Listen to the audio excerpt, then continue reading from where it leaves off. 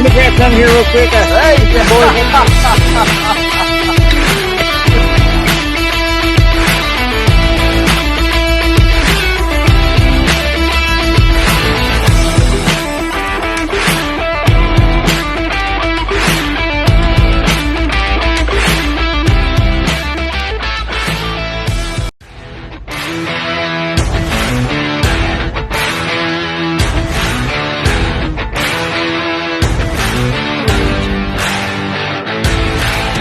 another guy just you can tell has a passion for the sport, and it's really cool. And I've got to know him just as much as you get to know him. But I'm looking forward to this interview with Mr. Marty Hughes, and I hope he's watching tonight, and I hope he's sharing it because he deserves this time, and everybody gets to kind of see who Mr. Marty Hughes is. So let's get Mr. Marty Hughes drummed up here, and hope you enjoy this interview. Here at the KBBT, we're here with Marty Hughes out of Auburn, Nebraska. Marty has gone through good anglers so far to make it to the Elite Eight. Marty's had very first week was 90 1/4 inches. Second week was 93.5, and last week in the Sweet 16, 92 3/4 to get by his opponents. So he's had the 5th, 3rd, and 7th overall bag in all 3 of the different weeks for the tournament so far. So everybody, this is Marty Hughes. Marty, how you doing, buddy? I'm good, man. It's What is it, Thursday? Yeah, it's Thursday. I can't even keep track of the days anymore. Yeah, you're 2 days out from fishing in the Elite Eight to go to the Final Four. You're already taking home a paycheck. You're already taking home a trophy, and just excited to have you so far. Do as well as you've done so far in the event. But Marty, let's get to know you a little bit better. A lot of people, know your fishing styles and your techniques and things like that, but we want to get in depth and get to know Marty Hughes a little bit on a deeper level. So if you don't mind, just go ahead and just generally just tell me about yourself. Tell me, tell me what you do in life and what your passion and your drive is. Well, I'm old. Older, do you think? I guess first and foremost, I love fishing and I love sharing my experiences with others, and trying to promote what I do because I grew up that way. And of course, society has changed so much today, in that respect. But I mean, there's still people enjoying the outdoors. Don't get me wrong, and lots of them. But I guess I've been an educator my entire career. I've never left school. I mean, I started in kindergarten. I skipped the first day, I remember, and then I never missed a day after that because I got in trouble. I bet your parents were proud. Oh, they were so proud of me. I was in a suit with a tie, and I just, even as an administrator, I cannot stand wearing a tie. I hear you. Anyway, so I've been in education my whole life, and I love teaching. I guess, we're called to do something in our life, and that's what I've been called to do is teach. And even at the administrative level, I'm still teaching. I love it. I love kids. I love being around them. In fact, right now in this time, I miss them. That's been tough. I spend a lot of time doing this kind of stuff, like Zoom. I didn't know what Zoom was except that it was a fishing lure type thing, and now we're doing meetings. Yeah, I mean, who would have thought? And so, we do that. And anyway, I've been an educator and I've taught a lot of things. I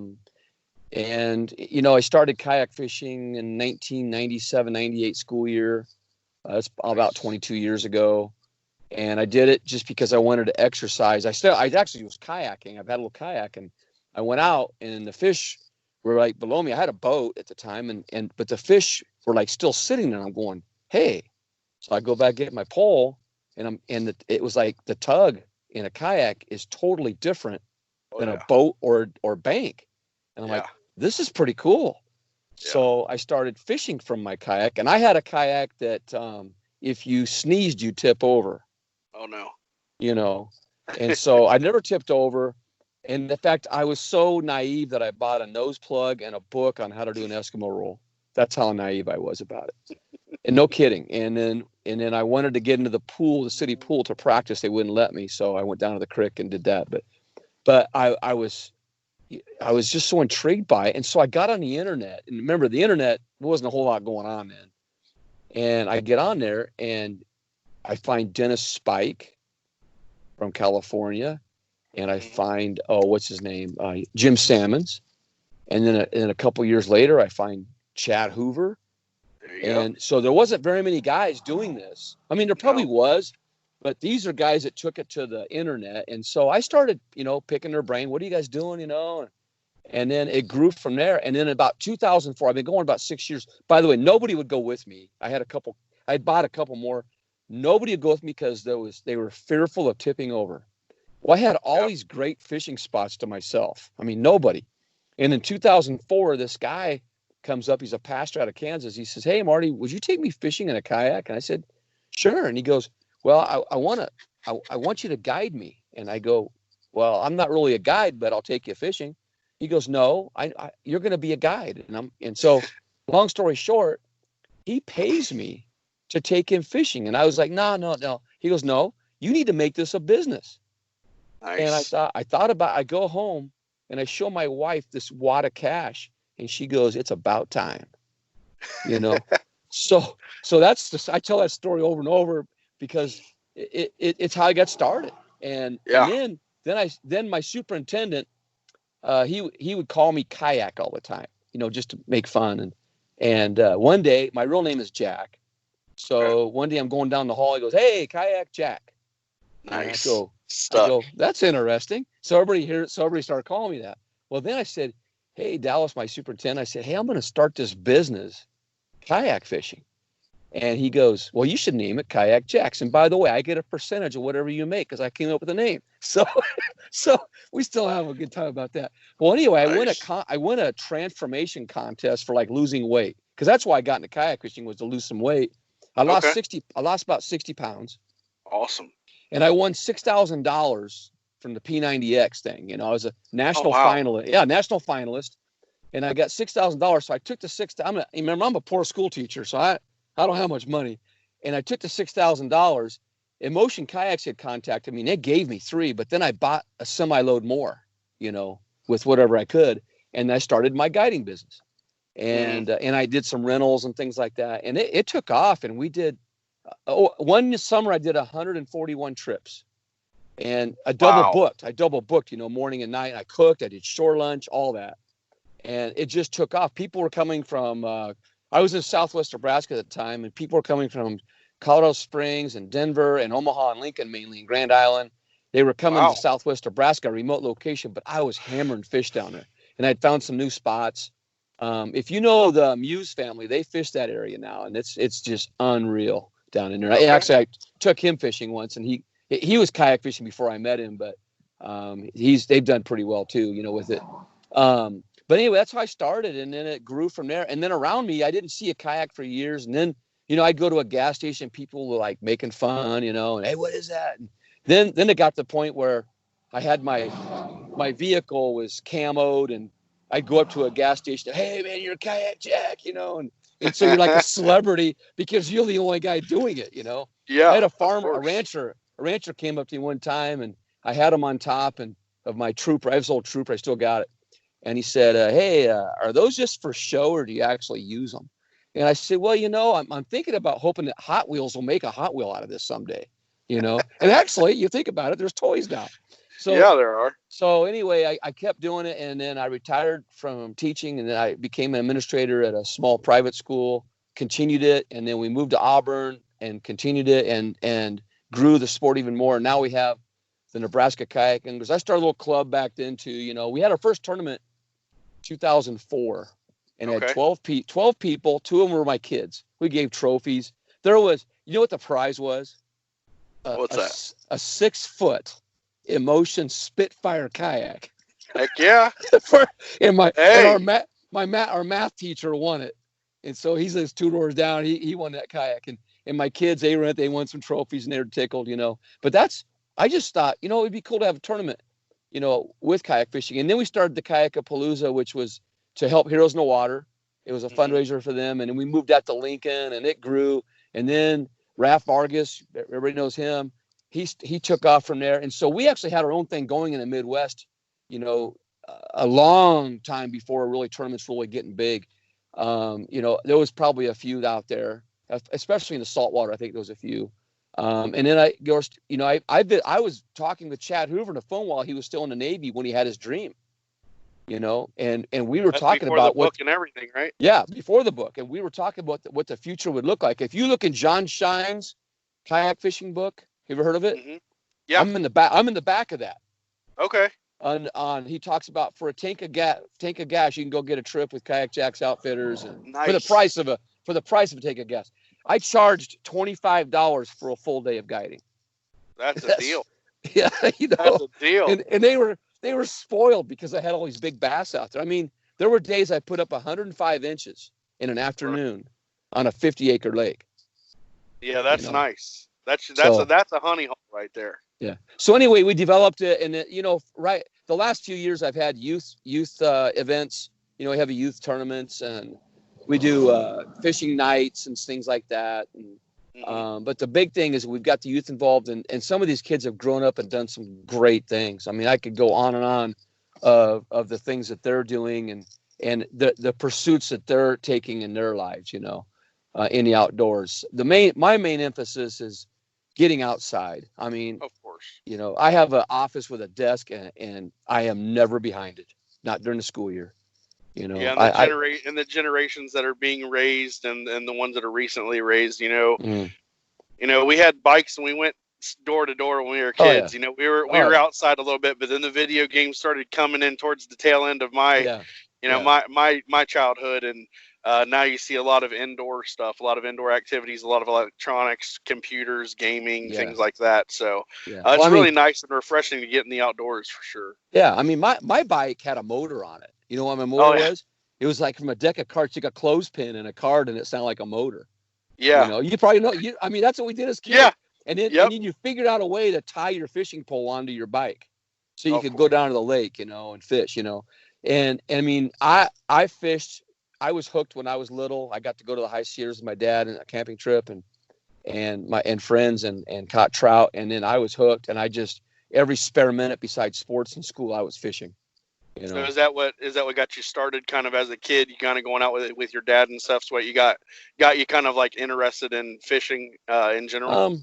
He didn't really take me a lot. Okay. He just like brought me, and then I was kind of one of those kids that, man, I got to go do that, Right. But he was there, and stuff. But I pretty much learned on my own. But my dad provided that opportunity for me. I mean, I had a Zodiac boat with a 5-horsepower motor that you could fold up and inflate in the back of his Cadillac. Oh, and there I you would go. take it out, and no kidding, I was in San Diego Bay fishing with this little Zodiac boat. You can't do that today with all the Navy boats out there, but that's what I did. And then we had bass ponds, 5 miles inland. It was always bass ponds in Southern California, and when I moved to Nebraska, man, I was in heaven. Just bass ponds everywhere. So where is Auburn, Nebraska, and what eventually brought you there? Auburn is in southeast Nebraska, about an hour south of Omaha. So that gives you a good point there. And I graduated from Table Rock, which is about 25 miles away from there. And so my original roots, I guess you'd say, my Nebraska roots are just a little bit away from there. I taught in Southwest Nebraska for 33 years, retired, came to Lincoln, and thinking that I was done and going to go fish, but I got called to go back again, and I'm doing that now. And I guess, I love school, but being in Auburn, at first when I moved here, I thought, man, there's gonna be any fishing, but you just got to, just like anybody, you got to go find it. Right. And that's what I do. Like today, I'm going to go find a spot here and check it out. And my friend Nate Gloria, a lot of guys know him too. He tells me how, he gets, I met him a long time ago and got him going and stuff. And anyway, he get on Google Maps. You just look for water. A lot of people don't realize this. Nebraska has more surface water acres per capita than any other state. Wow. And we have the most miles of rivers. Well, we don't have those smallmouth rivers and all that. We have muddy rivers with catfish. So, Right. but some have trout up north, but and up the border by Gavin's Point, there's some pretty good fishing. But for the most part, we have a lot of ponds, and our lakes would be the small finger of a major lake down south. Right. They're not very big, and a thousand acre lake here is huge. Oh yeah. So we have that, but we have good quality fishing. I mean, it seems like Yeah. it, because seeing Nate Gloria fishing and Mhm. Christine Fisher fishing and Yeah. you and some other people out of Nebraska that have made Nebraska kind of popular for kayak fishing. We see the quality of fish there, and it's pretty impressive to see what Nebraska has to offer as far as bass fishing. Yeah, I mean, if Nate gets to a lake before me, it's over because there's nothing left. Yeah, he'll pick it apart. Yeah, there's guys like James Francis, Pat Lassick, Kevin Workman, Christine, Nate. There's just so many guys and gals that are. We've got another gal here, Carrie. She's called the Wilderness Woman, Carrie Brown. She's an older version of Christine, but she won our Kayakapalooza 4 years in a row over all the guys. I mean, she's a legend here, That's awesome. And she's I would say she's probably in her late 50s, or 50 something. I don't know, but anyway, so go ahead. No, just want to see. So what's your top kayak fishing memory? Oh man, I got so many. I would say one of them is going out in the ocean with Jim Salmons. Oh wow. And I remember him saying this, and I use this motto today when I take people guiding. He says, Marty, we're going to go for a paddle. We might catch a fish. There you go. And we got past the waves, and he goes, hey, man, look to your right. And I look over, and here's these porpoises right next to me. He goes, they're just checking you out. And then a manta ray goes underneath me. And we caught our bait, and we go out, and we're going to try to catch thresher sharks in 140 foot of water. And I'm gonna paddle kayak. I'm not in a Hobie. We went through 5 foot waves to get there, out. And of course I grew up at the beach, so I was used to it, but we're out there in the water, you can see down, you see nothing but darts. But anyway, I do hook into something big and I lose it. And I did land a big barracuda, which I have a picture. We had 8 foot swells that day. Wow. And we went out with the tide and we come in with the tide. Anyway, one of my favorite memories of that trip is he goes, hey, when we go in, give me your rods. So he goes, you may tip over in those waves. And so he told me exactly what to do. He taught me what to do. And I hit that wave. I hit a wave at 45 degrees and surfed it all the way in and did not tip over and made it. He goes, you're the only guy that's ever done that. So I feel pretty good about that, because there was guys with helmets on flipping over backwards and so forth. Anyway, so that was one of my favorite memories there, was going out with him. Christine, I've had some really good memories with her. We were catfishing at Milford. What an epic trip that was. 45-mile-an-hour winds. And I'm her wingman. And we're a team. We're trying to catch blue cats. And she hooks into them. And we lost a couple. She got one big one. She lost her really good pole that day. Fell out of her kayak because the wind was just blowing. And but that was a good memory. There's just so many I could go on and on. But those are two. Yeah, it's always good to hear about some good kayak fishing stories, regardless what species you're fishing for. So let's move on.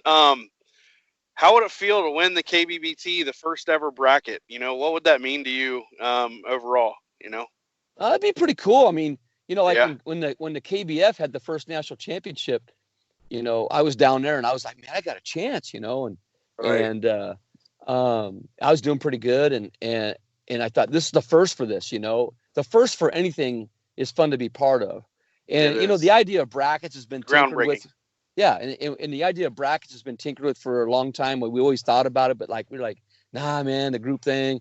And now we're forced to, because of what happened. And you guys coming up with this idea, I thought, wow, that's pretty cool. I just signed up thinking, hey, I'm going to fish against one guy one-on-one. Let's see how it goes. And now here I am in this 8, and I'm going, man, how did I get here? And I'm in Nebraska, and I'm, going against Texas every week, it seems like. I think what this style of tournaments kind of opened the eyes of people is, if you're in the right type if you're in the right time of the year, it's an equal playing field across the country per se, because you're either going into the spawn, coming out of the spawn, and it just seems like it's equaled out a lot, especially for like Michigan guys and things like that versus the Texas and Florida guys. And it'd be really cool to see someone other than Texas or Florida probably win this first one. I think it'd be really neat. It would be cool. It would be cool to win it. You know, here the deal here, Todd, is that our spawn really hasn't even happened yet.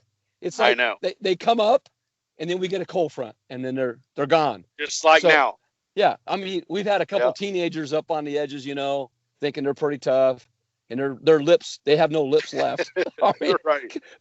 But there's just we just haven't had it happen yet. And pre-spawn has been over a month here, you know. So yeah, we got a chance because the big girls, they're still out there coming up. And I know a few guys are getting them here. We aren't seeing, you know, I think a guy just turned in today in Nebraska, 100 inches today. Oh, wow. You know, I don't know where he's from, but he threw in 100 inches. So it's still possible. So yeah, it's pretty even playing field right now. The weather this weekend's going to be tough because I'm going to have a low of 38 that night before, but I don't think it affects us in Nebraska as it does further south. Well, your fish are used to it too, though. Yeah. They're used to the climb. Yeah. You know? And it changes. Nebraska, you could have snow, rain, hail, and 80 degrees in the same day. Yes, I mean, that's how it is. And a couple tornadoes. Yeah. Or wind or whatever. Yeah. So, but no, I'm looking forward to it. I think the challenge is going to be great. Just being part of it is fun. And, you know, the other thing is the guys that are in this are very passionate about kayak fishing to begin with. So it's a platform to share our enthusiasm and passion about the sport. And with this technology being involved in it, it makes it even, you know, more instantaneous. You know, like Saturday, you guys are going to have us live fishing. Yeah. And people can actually see us catching the fish rather than looking at a board not knowing what's happening. Isn't that cool? Yeah. And what Dwayne Wally's doing over at Tourney X to implement a bracket style format to where you can see the breakdown of levels of a bracket. That's going to be really cool when that comes out. So we're hoping for that to get finalized, you know, here within the, you know, maybe by fall or maybe the summer here. But so what are your goals for 2020 and moving forward? What are we going to see Marty Hughes doing, and what would you like to see yourself doing? Well, you know, I'm a high school principal, so I have to adjust my goals to that. And the dates have changed. I originally I'm part of the camo and the sticks. You know, last year I got runner up for the sticks angler of the year, and I led all year, and I kind of let myself down. I didn't fish very well in the last tournament. So my goal is to win that. Okay. And then my other goal, I've already qualified for the 2021 KBF, so I'm good there. I've always wanted to qualify every year, and I've done that. Caddo is amazing. I miss it already.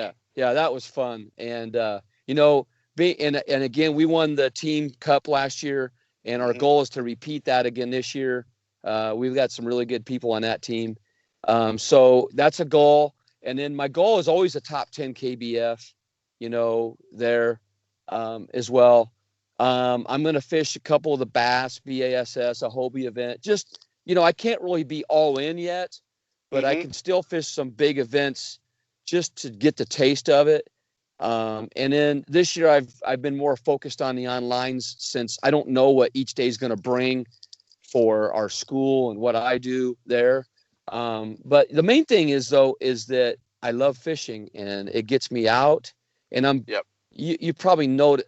I don't know if you noticed, but I'm very competitive. I mean, I just like hate to lose. And I met you for the first time actually at the national championship last year.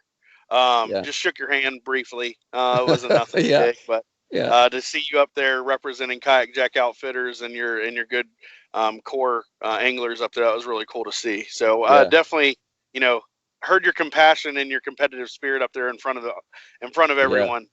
Yeah, thanks. Yeah, I mean, I mean, it's like my son, he's a senior, he plays basketball, and they won their second in a row state championship here in Nebraska. And it's like, you know, if there's a championship, you want to go for it, but respect your opponents at the same time. You know, Of it's not course. like I'm not saying any better than anybody else. It's just that I'm going to go for the whatever the best there is, because that's what it's about to me. You know, it's not. You know, you still have to stay humble, and you're going to get humbled. I mean, I get humbled every Yeah. day, but at the same time, you know, I always tell kids this. You know, everybody focuses on the end result. I don't Mhm. focus on that. What I focus on is what's happening at that time, staying in the moment. Because There you go. when you focus on the overall result, you lose track of what you're really doing, and then you lose hope when things don't go right. So it's like my son. You know, I lost my dad right at the beginning of that state tournament, and that's his grandpa. And so we talked about the second game and said, you know, CJ, focus on what's between the lines during that game. That's all you got to worry about, and one possession at a time. And that's what we do. We focus on one fish at a time, take care of that, you know, and that's what I think this sport helps us do too, is helping us stay in the moment. And that, Of you course know, it I does. don't know about you, when I played high school football, all that mattered was what happened under those lights. That was it. You know, Oh nothing yeah. else in life mattered, you know, Yep. and so it kind of reminds me of that, you know, when you're out there. And man, you know, it's 10 hours, which is a grind for a guy in his Grind. 60s. But I'm going to tell you though, man, it could be 15 hours. I'd still be out there the whole 15 hours. Yeah, That's of just how it course. is, you know. But So oh, come. the other thing, one Yep. one thing I was going to say though is I tell people to concentrate on the effort. The effort will take care of your result. So It will. that's what it's all about. Does that Yeah, make I sense? like that. I like that. So go ahead. Um, so I got a couple more questions for you. Okay. So Okay. let's say someone new getting into kayak fishing or has been paying attention from the outside looking in, what advice or you know, what kind of advice would you give them to getting Don't into look. this? Yeah. Don't look at my kayak. Don't look at Chet. No, I'm just because you know I've got enough accessories on there to run a World War II battleship. Yeah, You you do. know, and and, and but I would say this: get a kayak that fits you. Go out and try a few before you do that. Take one rod, a box of lures or a couple lures, and go out and just fish. But paddle a little bit first. Go out and get used to the kayak. And then go with a friend that's been doing it for a while if possible. If you don't have that opportunity, just stay close to shore, be confident what you're doing, be comfortable. Wear a life jacket at all times, which I've done from the very beginning. And just enjoy and look around you. There's times where I don't eat, like today, I am not putting on the sonar today. So I can enjoy my surroundings, because we get so glued to that thing, you Hmm. know, because it's like a video game to us. Yeah. But there's some days that I don't even run it. I just like look around me and watch nature, you know. And the other thing is, when you watch nature, when nature's exploding around you and doing things, that's when the fish are going to start biting. You know, that's the Yep. sense, you know, that whole thing. But that's my advice, is just enjoy it. But don't if you have a budget, great, go out and buy the best there is. But if you're a guy like me, I bought a $200 kayak, and I took one pole and one lure, and I went out and I fished, and the drug was in the tug. I mean, you know, It. so that's all I'm saying. And then if you feel good, trade up and go get some better equipment maybe, you know, but you don't need the high end stuff to do that. Now, the more competitive you get, yeah, maybe so, but I've seen guys win tournaments in those little Menards kayaks, you know. I don't know Yeah. what are they, you know. The So sun dolphins yeah, and Sun Dolphin, yeah, yeah. you know. So I mean, Sun Dolphins and Barbie poles. I mean, you could do There you it, go. but it's not. It's a platform to get you on the water to places that have never had a lure in it. Does that make sense, Yeah. there? Yeah, it does. Makes a So lot of sense. that's why I like it. And for me, it's therapy. And so for somebody to get into this, it's a great way to reduce your stress. I could just feel it melt from me. I'm gonna tell you right now, man. When you got 450 kids in your building and 80 adults, somebody's got a problem, Oh yeah. and I got to solve it. And, Yeah. and The but if they're principal. not bad, it's not bad things. It's just, you know, people need help, and so I solve problems. But at some time, I got to put on my own oxygen mask, like in an airplane, you know. so that I can help others. If I don't have an oxygen match, there's no way I'm gonna help anybody else, you know. And so that's what it does for you, is it reduces your stress. Yeah, it does. So you have any anything in closing, anything else we should know about you or your, any angling tips or anything like that you'd like to give out? Everybody has a confidence, you know. It's like coaching, everybody wants to coach like that coach or do what that guy does. You do your thing. Mm-hmm. Do what you do. And, I'm confident in, like I'm known for using finesse, and I love the Nico, yeah. And so that's what I do. I throw other stuff, the chatterbait and topwater stuff, whatever, spinner baits, or crankbaits. But the main thing is go with your confidence and what you think you can do, and consistency will get you the results that you need or want, and just enjoy it, man. This isn't like, I don't go home and frustrated. My wife that's the other thing, is my wife is so supportive. The one thing she says every time I come home, did you catch anything? What'd you catch? Every time she asks me that question. So I tell her, and I show her a picture, and she'll say, well, is that a largemouth bass? So yeah, it's fun, but she's so supportive, and all my family has been supportive. My kids have loved to fish because of it, and like CJ is senior, he goes out on his own, he fishes and with his friends, and I don't have to be around him, and I try to have him go with me, but we're so competitive against each other that I think you get it. But the other thing is, I want to thank, everybody talks about sponsors, but I look at my sponsors as people that have, as supporters, not so much sponsors. They support what I do. And Bass Pro Shops, they called me in one day, and it's, I think 6 years ago, and it's been a great relationship since. And they do some things to help me out and give me a platform to do things. And then Bending Branches, and also Yak Gear. Bill Bragman, one of his guys, called me when they first started the company and asked if I would use some of those accessories, and I've been using them ever since. And people like that, and there's a lot of others too. Select Sail in Omaha, they help tune up my kayak, and I try to help them at shows and stuff, like that. But there you go.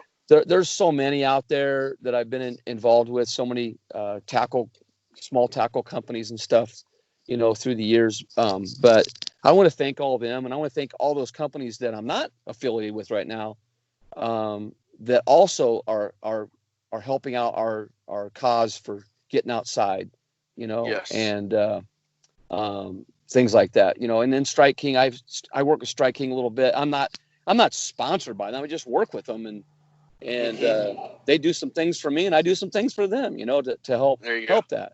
But it's not like everybody pays my ticket to go everywhere. I work hard. Is that oh my gosh, what was that? That was Mustang Cobra fastback, I think, flying up the hill. Oh, I thought it was an animal that was like a giraffe or something stuck to. Anyway, so there you go. That I look forward to a few more years doing this, hopefully. I love the exercise from it. I don't have a motor or anything like that. I just pedal or paddle. And I used to say I'd never pedal, but I did. I get more casts in per hour that way. Yeah, the sport, sometimes you have to evolve with the sport. Yeah, absolutely. And it's with anything. Do I teach the same way I did 30 years ago? No. I mean, it's all about relationship. And when I was a kid, the coach asked you to jump, and you said, okay, how high? Today, somebody might say, well, why?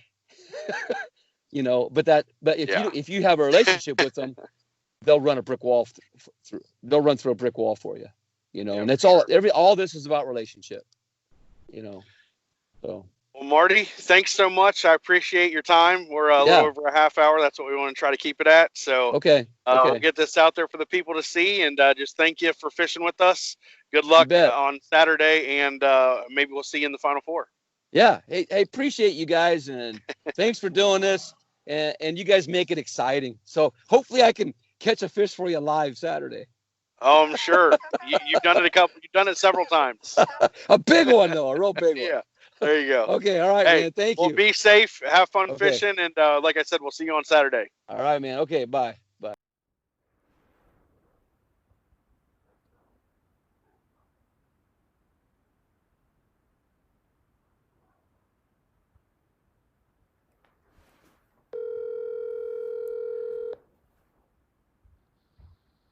What do you say, Mr. Frentress? How you doing, buddy? How you doing, man? Oh, great. Well, good, excellent. I just got home, so. You just got home. Wow, incredible. Matt, you seem like you had a pretty decent day. You got it on a late, I guess a mid morning frog bite, man. What in the world, man? I mean, that's kind of out of the blue there, man. I mean, I thought for sure the wind was blowing hard and all that other stuff, but you went to a different lake this time, and you. I mean, I don't know if you fished this lake during this tournament yet, but man, I tell you, Yeah, this was a new lake, so. What a bold move, man. Yeah, I knew I needed to make a change, and I know this water, and I felt like I could really compete because I know Marty was going to be tough to get by if I didn't make a change. So made the change, and we had a lot of rain last night. We had the temperatures in the 40s in May in Texas, which is crazy. Yeah. The fish were a little lethargic. I wasn't getting any big bites. I was able to catch quite a few on live with you guys this morning, so that was kind of cool. Just never got that big bite. Right. Well, I mean, as I said, dude, I mean, it was a bold move, man. I was actually surprised that you did that, man. But, yeah, kudos to you for doing it, man. As I said, you either have to go big or go home, right? That's right. And a lot of times you can feel when lakes are changing or just not fishing the way they should. And that last lake, I mean, I barely got by Brundle. And so I could just feel like those fish were starting to turn off. The good thing about where I live, there is probably just tons of different lakes that at any given day you can put 100 inches up any day. It's just a matter of if those big fish are going to bite or not. Yeah. And, the lake that I was fishing, it has the potential to put 100 inches on the board pretty easily. I just never got. I think my biggest fish today was 18 3/4. I just never got a big bite. A couple of frogfish that I missed could have been 20-inch plus, but they just weren't eating it real good. But but it was still a pretty good day. After that morning bite that y'all saw, it was a grind. I had to change things up. They weren't eating that frog anymore, so I had to change things up. So I started flipping some reeds. Right. Well, Mr. Hughes, are you on the line? Yes, sir. Buddy, how you doing, man? How was your day? I'm exhausted. Oh, I'm sure, man. I mean, as I said, it seemed like you guys were fighting wind out there too, man. It's just crazy. Yeah.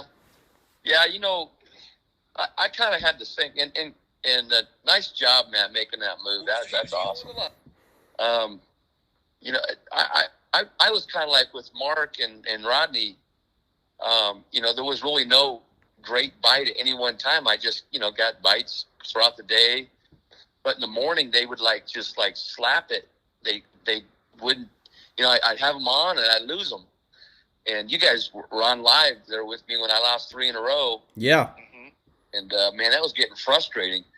And then and then they were so tight. You guys saw the sludge I was going through. Oh, it was terrible. I mean, I pretty much had to like clear a hole and then drop my lure. Yeah, incredible. Get in there. But there was nothing out in the open water. They were really tight to cover. And I caught 30 bass. I caught one on my last cast, I thought, at 458. I go, this is it. No, it was a little one. Then I had what I thought was an 8-pounder on at one time, and you guys saw that. I caught a 8-9. Yeah, catfish. Catfish, yeah. Yeah, it was catfish, I thought for sure that was going to be the winning fish, Yeah. But, I threw the Nico. I got some on chatterbait, on a scrounger. You know, there was no top water bite, but I mean, I dug like the tightest spots I could, and I got them out of there. But they were, after I talked to you guys. See, my cable went bad on my phone, so I couldn't recharge. So I had to let go. Wow. Okay. Yeah, I mean Yeah, that was one of the things. You know, we had phone issues today. I mean, it's just one of those days, man. It was cold. It was windy. Had a lot of wind. People having phones going dead, even though we had battery chargers. It was just crazy. It's just one of those days, man. You know, but you know, you just gotta you just grind it out. Yeah, and I did. I casted from beginning. My hand is so sore from casting. Wow. You know, just over and over, and you know but that's part of the deal. I mean, I look at it as fun. Yeah. Oh, absolutely. But it was tough, but at the same time, man, it's so fun because it was kind of like you were like fishing right with the guys, you know. Yeah, absolutely. And everybody had the same kind of a day because of this front that went through. Absolutely. You know. And it really shut things. I mean, you'd think the spawn should be in full swing here, and there was nothing on the craters. They were gone. Wow. And you know, usually I can pick off a few 18 inches that way, but today they weren't there. So I think my biggest fish might have been over 18, I think, but I can't remember. But after I talked to you guys, though, I just caught so many 17s. But I couldn't get that 19 or 20, you know, which every time I've been out this year, I've caught a 19 or 20. Wow. Mm-hmm. Well, guys, I want to go over the West bracket. You guys, unbelievable the grind that you guys had to go through. Marty, I'm gonna start with you. You had to go through Anthony Garcia out of California. You had to go against Matthew Flett out of Texas, then Rolando Nandon out of Texas to get to the Elite Eight. My goodness, Matt. I mean, this is unbelievable. Mark Pendergraph out of Texas, who's a hammer. Ross Pinkerton out of Texas, who's a hammer. Derek Brundle out of Massachusetts, who's a hammer. And now you had to take another hammer on Marty Hughes. I mean, this is ridiculous. This is unbelievable, the run that you've gone through, man. And I'm telling you, both you guys, I mean, you guys have to be exhausted. It's like you guys have gone 14 rounds against opponents, man, and here you are. I mean, unbelievable. Yeah, every time that I fish, I mean, I'm fishing 1,000 miles an hour, and by the time I get home, because where I'm fishing is at least an hour and a half, hour and 45 minutes to get home. You know, every time, by the time I get home, get unloaded, I'm exhausted. So when we finish this show, I'm showering and I'm getting in bed. I don't blame you, man. I don't blame you. Well, guys, I want to announce the winner here between the two of you. This is our final four contestant, and who is taking on Mr. Jonathan Pepin and moving on to the final four is going to be Mr. Matt Frentress from Texas. You, my friend, are moving on to the final four. Unbelievable. You take down the principal, Marty Hughes. Incredible. Yeah. He takes down the Brundle bundle last week, and he takes down the principal this week. Unbelievable. Matt, you had 91 inches, and Marty Hughes, you had 87.75 inches. Extremely close. Man, good. Yes. Congratulations to you both, man. I mean, you know, right there, you know, it was very difficult to put up 90 inches on the board today. And Matt, you wound up doing it, and it took every bit of that to beat Mr. Hughes. Thanks. He was on my tail all day, and I could not coal at the end of the day, and I was thinking I needed one more fish. But it's been really fun to get to fish against some really good anglers and kind of get to know them. I texted a little bit with Marty yesterday, and you know, it's just really cool to meet some really good people. And you know, Marty's a really good angler, and I mean I've seen him online and everything like that, and it's just fun to compete against, you know, really good folks. Well, that's amazing. Marty, you have been the biggest supporter of KBBT, and with your following and everything else, I can't thank you enough, buddy. I really can't, and I'm so looking forward to seeing. I think you're fishing May, right? You're in May's bracket as well? Yeah, I'm fit. Well, I hope I can. You know, I never, like I said, I don't know what's going to happen here. Sure. I mean, this, you know, with my job, I mean, you know, I don't know. We'll see. But yeah, I'm in it. And but I want to congratulate Matt, man. That was a great battle. It brings the best out of you, when you do this stuff like this. But I love the format, Greg and Todd, what you guys have done. Mark is an announcer. You guys have got a great thing going. What I'm most proud about is how you guys are taking kayak fishing to another level for us, and getting us exposure. People are excited about this. It's something a little different. It's not going to go away. It's going to get better and better, and it just gives us another road that we can take if we want. Yeah. Who would have thought 5 years ago that we're doing even the tournament scene?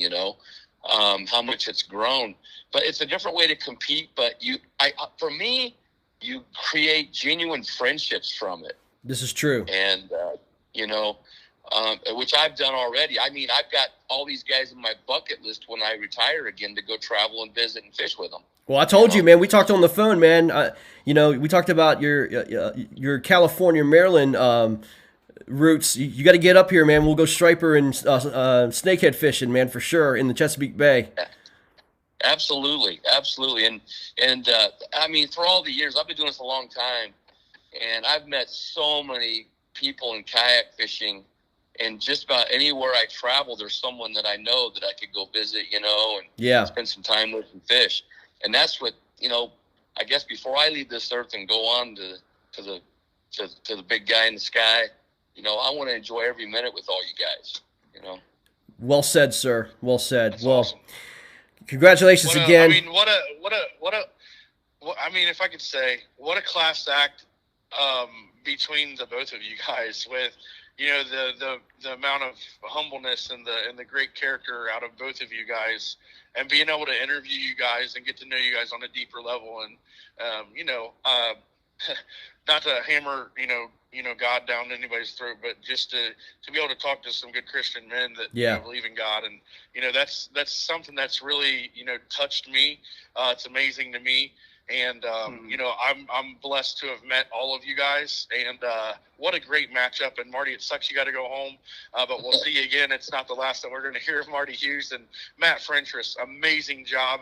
I hated picking against you yesterday, but I'm happy that you're moving on to the Final Four, and our Final Four is just straight stacked. It's ridiculous. And I'm looking forward to seeing how it works out. It is. It's unbelievable. Well, guys, we're going to jump off here. We're going to end this broadcast. Guys, thank you guys so much for what you guys have done. Thank you. Yes, thank y'all.